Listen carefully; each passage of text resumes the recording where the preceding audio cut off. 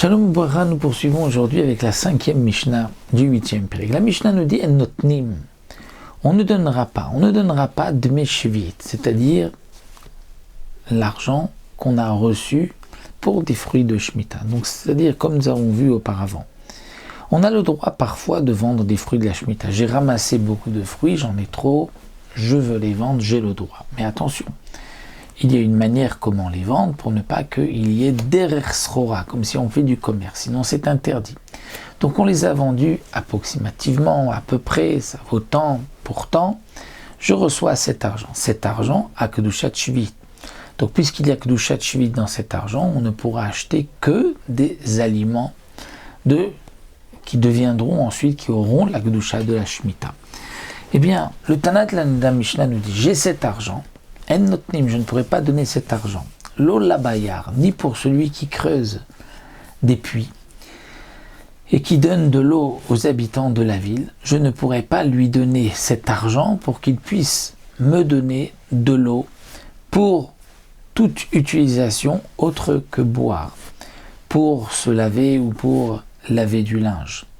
De même, je ne pourrais pas lui donner cet argent, la balane. La balane, c'est celui qui va réchauffer le bain public.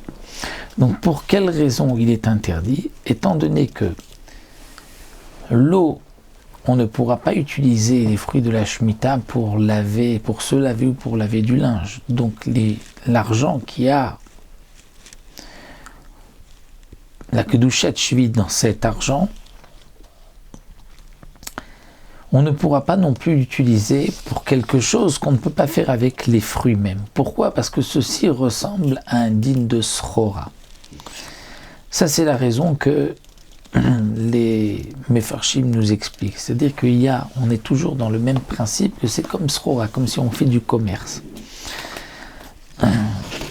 Le problème n'est pas parce que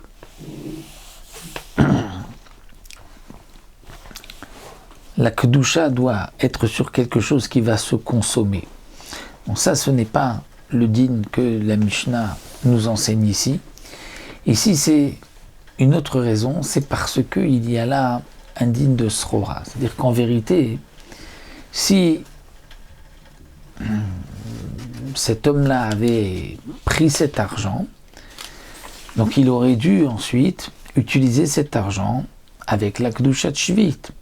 Mais donc, le Tana de la Mishnah vient dire, je n'ai pas le droit de lui donner, étant donné que ce n'est pas une utilisation que je peux faire avec les fruits de la Shemitah. Donc, si je le fais avec la valeur des fruits, c'est srora. Donc, ni les bayards à celui qui creuse un trou, l'eau, les balanes, celui qui réchauffe les bains publics, l'eau, le sapar, ni un coiffeur, l'eau, le sapan, ni celui qui fait des transports en bateau.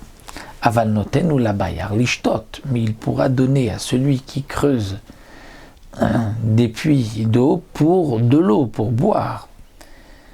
Parce que dans ce cas-là, ce n'est pas, comme nous l'avons vu, un issour de srora, étant donné qu'on peut utiliser avec les fruits de la Shemitah pour boire, donc pour aussi avec l'argent de la Shemitah.